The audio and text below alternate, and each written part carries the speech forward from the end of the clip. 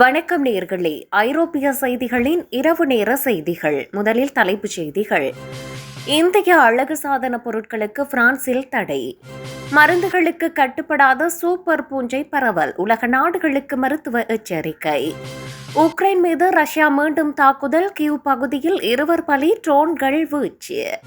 France அதிபரின் மனைவிக்கு எதிரான அவதூறு. 10 பேர் குற்றவாளிகளாக அறிவிப்பு. ஒரே நாளில் 100 உக்ரைனிய ட்ரோன்கள் வீழ்த்தப்பட்டன. ரஷ்ய வான் பாதுகாப்பு படை அதிரடி.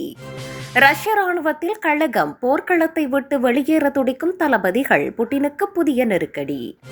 பிரான்சில் 10 நாட்கள் மருத்துவர்கள் வேலை நிறுத்தம். முடங்கும் மருத்துவ சேவைகள். பிரித்தானியாவில் 8000 வீடுகளுடன் புதிய கடற்கரை நகரம் மால்கோம்ப் என பெயர் சூட்டப்பட்டது. இனி விரிவான செய்திகள். பிரான்ஸ் அரசு 2026ஆம் ஆண்டு ஜனவரி 1 முதல் உடலுக்கு தீங்கு விளைக்கும் BFAS எனப்படும் வேதிப்பொருட்கள் அடங்கிய அழகு சாதன பொருட்களுக்கு தடை விதித்துள்ளது. இந்த BFAS வேதிப்பொருட்கள் காற்றில் எளிதில் சிதையாவது என்பதால் PFAS வேதிப்பொருட்கள் காற்றில் எளிதில் சிதையாதவை என்பதால் இவை ஃபாரெவர் கெமிக்கல்ஸ் என்று அழைக்கப்படுகின்றன. லிப்ஸ்டிக், மஸ்காரா மற்றும் நீர்ப்புகாத மேக்கப் பொருட்களில் இவை அதிகம் பயன்படுத்தப்படுவதாக ஆய்வுகள் கூறுகின்றன. இந்த தடையால் இந்தியாவிலிருந்து பிரான்சுக்கு ஏற்றுமதி செய்யப்படும் பல முன்னணி அழகு சாதன பொருட்கள் பாதிக்கப்பட வாய்ப்புள்ளதாக கருதப்படுகிறது. இந்த புற்றுநோய் மற்றும் ஹார்மோன் குறைபாடுகளை ஏற்படுத்தக்கூடிய வேதிப்பொருட்கள் இந்தியாவிலும் பல தயாரிப்புகளில் கலந்திருப்பதாக சுகாதார நிபுணர்கள் எச்சரித்துள்ளனர். சுற்றுச்சூழல் மற்றும் பொதுமக்களின் ஆரோக்கியத்தை பாதுகாக்கவே இந்த தீவிர நடவடிக்கையை பிரான்ஸ் அரசு மேற்கொண்டுள்ளது.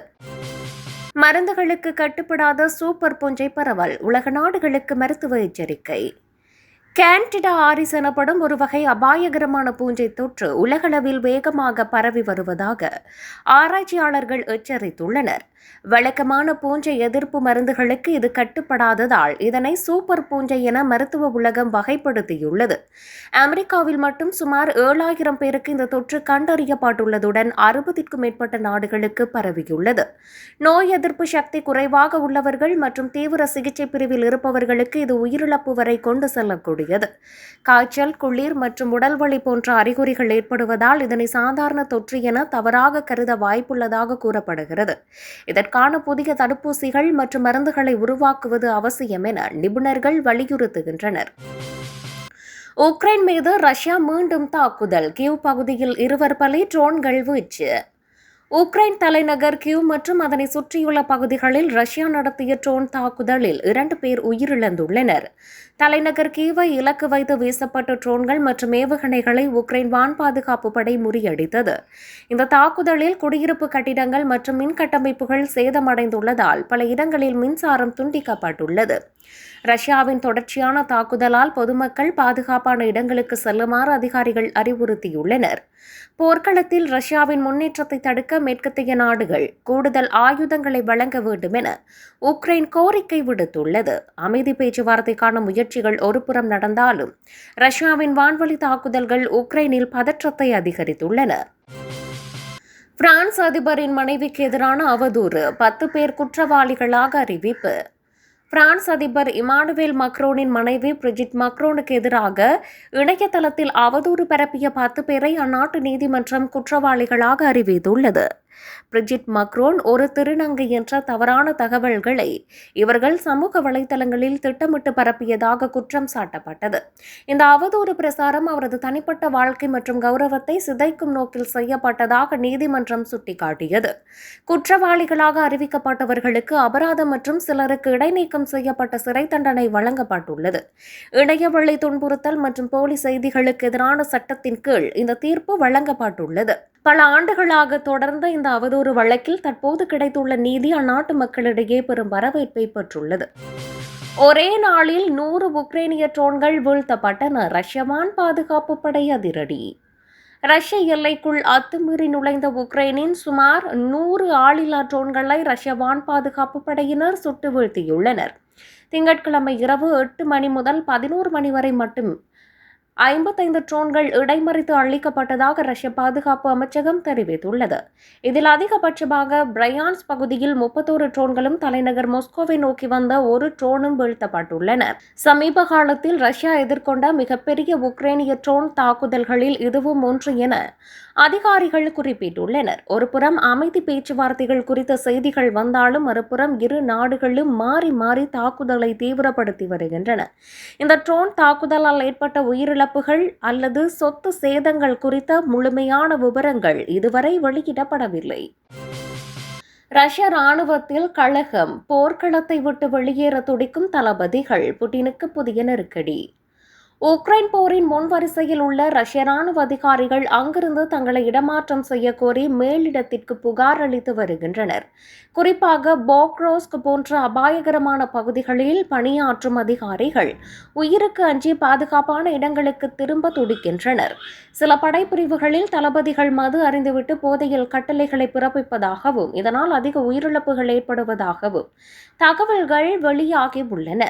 ராணுவ கட்டுப்பாட்டை மீறி கழகத்தில் ஈடுபடும் அதிகாரிகள் மீது பதவி நீக்கம் மற்றும் கடுமையான ஒழுங்கு நடவடிக்கைகள் எடுக்கப்படும் என ரஷ்ய அரசு எச்சரித்துள்ளது. வெனிசுலா மற்றும் ஈரான் போன்ற நட்பு நாடுகளில் ஏற்பட்டுள்ள அரசியல் மாற்றங்கள் புட்டினின் சர்வதேச செல்வாக்கை குறைத்துள்ள நிலையில் இது மேலும் ஒரு சவாலாக அமைந்துள்ளது.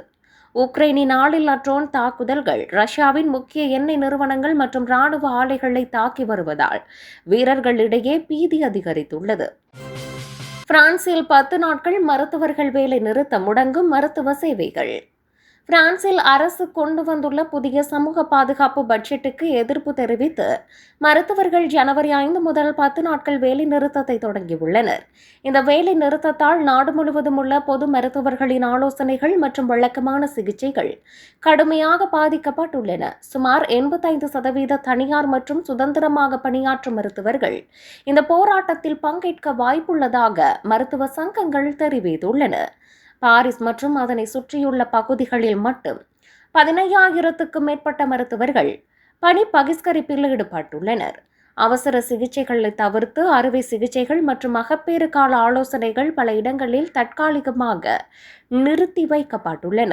நிலைமை மோசமடைந்தால் கட்டாய பணி உத்தரவு மூலம் மருத்துவர்களை பணிக்கு அழைக்க அரசு ஆலோசித்து வருகிறது. மருத்துவர்கள் தங்கள் மருந்துகளை முன்கூட்டியே புதுப்பித்துக் கொள்ளுமாறும் அவசர தேவைகளுக்கு பொது மருத்துவமனைகளை நாடுமாறும் நோயாளிகளிடம் கேட்டுக் கொண்டுள்ளனர். பிரித்தானியாவில் 8000 வீடுகளுடன் புதிய கடற்கரை நகரம் மால்கோம் என பெயர் சூட்டப்பட்டது.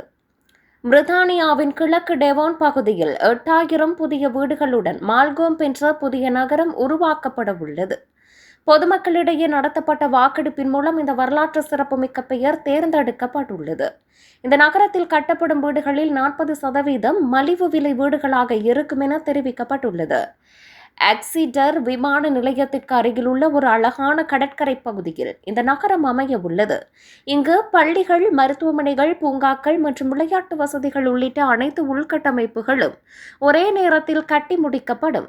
சுற்றுச்சூழல் பாதிப்பில்லாத வகையில் மக்கள் நடப்பதற்கு ஏதுவான தெருக்கள் மற்றும் மிதிவண்டி பாதைகளுக்கு முன்னுரிமை அளிக்கப்படும். இளைஞர்களின் வீட்டு வசதி பிரச்சினையை தீர்க்கவும் உள்ளூர் பொருளாதாரத்தை மேம்படுத்தவும் இந்த மெகா திட்டம் கொண்டு வரப்பட்டுள்ளது.